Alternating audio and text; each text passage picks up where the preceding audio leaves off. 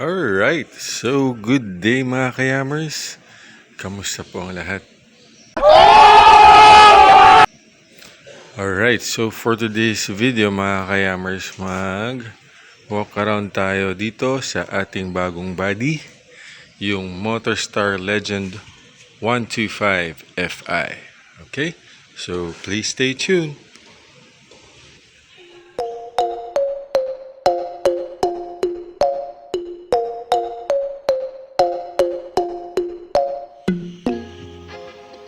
Alright, so yan mga kayamers, no?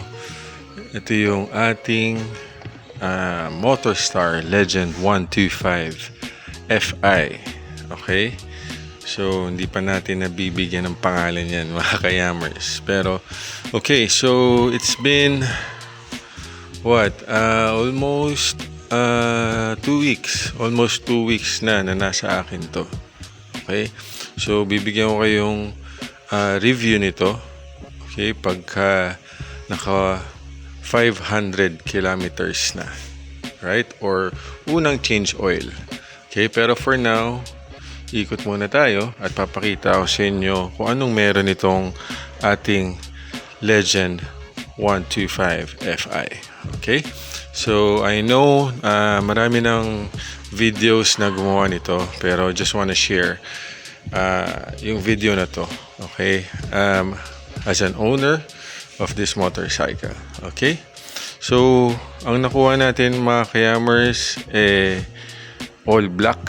Okay? All black siya sa rehistro, pero may mga decals siya na red. Okay? May mga red accent siya. Okay?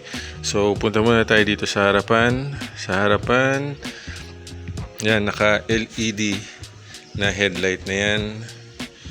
LED rin na signal light. Okay? Meron siyang sticker dito. Actually, meron din siyang sticker dito pero tinanggal ko na. So, dito meron rin siyang parang DRL. So, day running light. Okay? Yan siya mga kayamers. Okay? So, meron siyang drum brake at disc brake. Okay? Yung drum brake niya ay yung nasa likod at yung disc brake niya ay yung nasa harapan. Okay? So, ito yung disc brake mga kayamers. Sa harapan, single piston lang yan mga kayamers. Okay?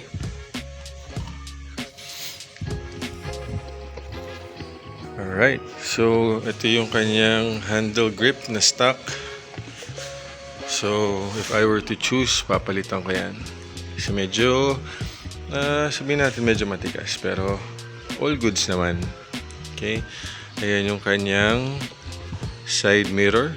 Very classic na round side mirror. Napaka kintab. Okay. Alright. Then, punta tayo dito sa front wheel. Okay, yung front wheel niya mga kayamers, 12 inches to. Okay, 12 inches to. Check natin kung ano ang kanyang size. Okay. Dito yan sa kabila. Okay, so ito ay may size na 90 by 90 12. Alright. So, yan yung kanyang front na wheels. Okay. Okay, and pupunta tayo dito banda sa ating handlebar. Okay. So, yan yung handlebar niya mga kayamers. Very simple. Okay. Dito sa kanyang left side, nandiyan dyan yung bright at dim ng headlight. Meron ding passing. Nandito rin yung busina. And nandito yung turn signal na switch. Okay. Dito naman sa right side, nandito yung kill switch. Nandito rin yung switch ng headlight, park light. And nandito yung ating push start. Right? Okay. So mamaya na tayo pumunta sa kanyang panel gauge. Alright? And dito mga kayamers, nandito yung kanyang hook. Okay? Ayan. Okay rin naman siya. Pero I would prefer yung matigas kasi medyo hindi sumasabit dito ng gusto yung mga kailangan mong isabit. So, pero okay na yan. Alright? So, nandito yung kanyang ignition. Okay. Meron din yan charger dito, mga kayamers. Ayan. USB charger. So, dalawang packet. Okay. And then, dito mga kayamers, yung mating niya nandito. So, under this, nandyan yung battery. Okay. Dito siya inactivate. Okay, dito nilagay yung battery sa ilalim yan. Okay. And then makikita nyo mga kayamers, no, yung upuan. Napakalapad nito sa personal. Medyo natuwa nga si Mrs. dahil malapad daw yung upuan. Right, so yan yung side niya. Yung side niya mga kayamers, napaka classic to tingnan. Medyo ayun nga, mataba tingnan. Okay. And then nandito yung footrest ng para sa aangkas.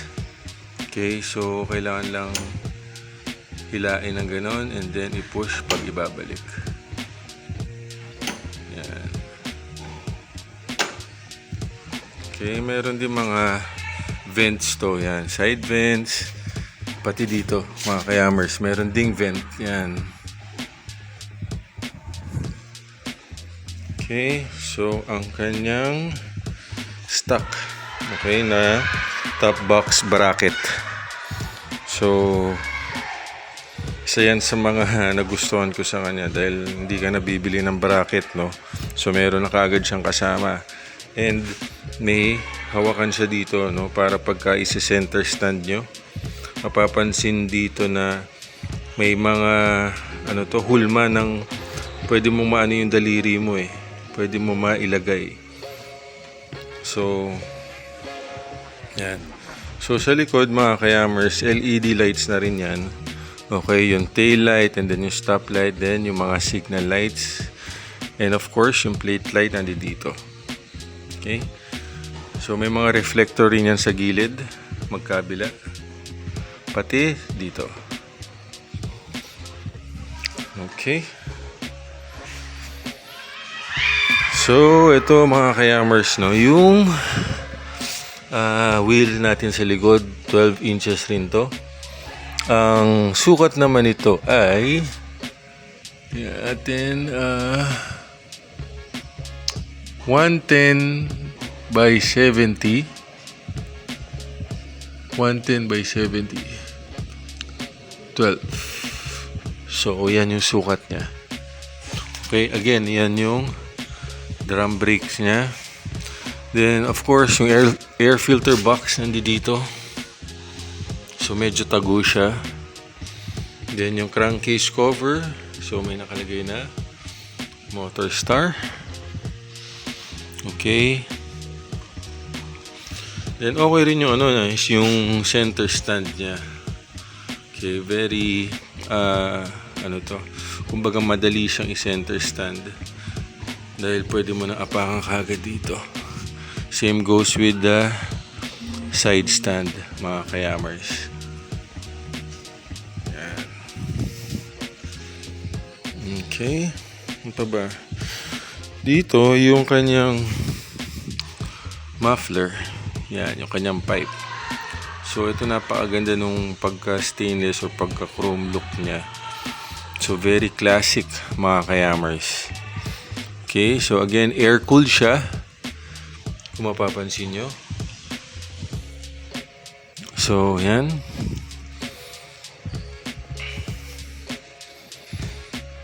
Okay. Yan siya mga kayamers. So, nandito rin pala yung dipstick. Yun, medyo nakatago. Yan, kung makikita nyo pero nandiyan yung dipstick, yung lalagyanan ng motor oil. Okay. Then, ito yung kanyang U-box.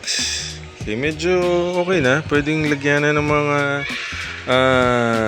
gamit.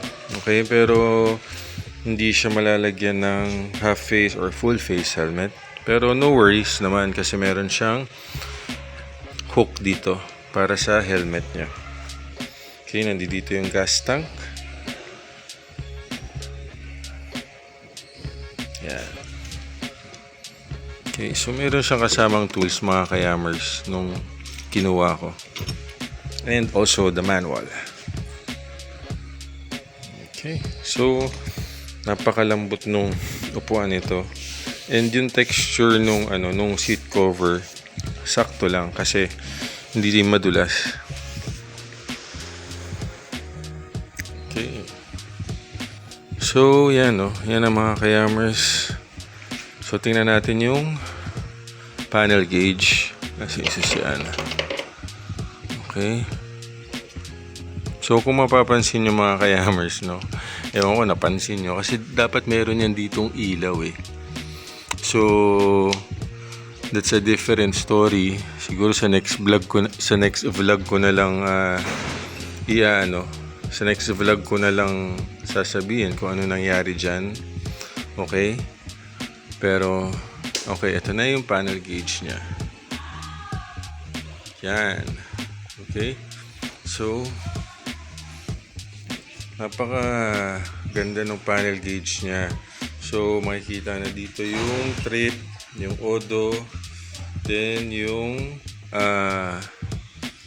fuel gauge, meron siyang RPM dito, then makikita nyo rin yung speed nyo, speedometer. Nandito yung clock. Yan. Okay. So buksan natin yung ilaw. Okay. Yan, yung park light muna.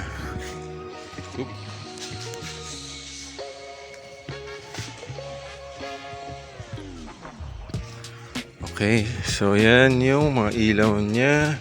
Ito yung taillight niya. Right, and then subukan natin yung signal light.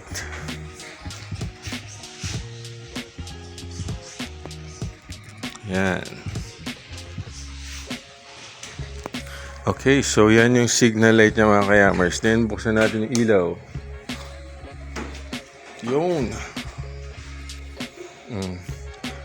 Napakalakas yung ilaw nito mga kayamers.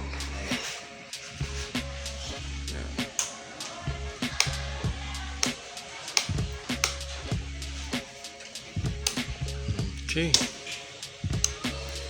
So yun yun lang mga kayamers yun lang, shinare ko lang sa inyo kung anong meron ito yung bagong body natin na Motorstar.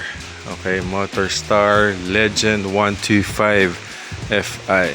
Okay, so kung may mga tanong kayo mga kayamers, just comment down below, and then abangan yung mga susunod natin na video, okay, regarding sa reviews natin at kung ano-ano pa pwede natin gawin dito sa ating bagong body, okay, na Motorstar Legend 125 Fi.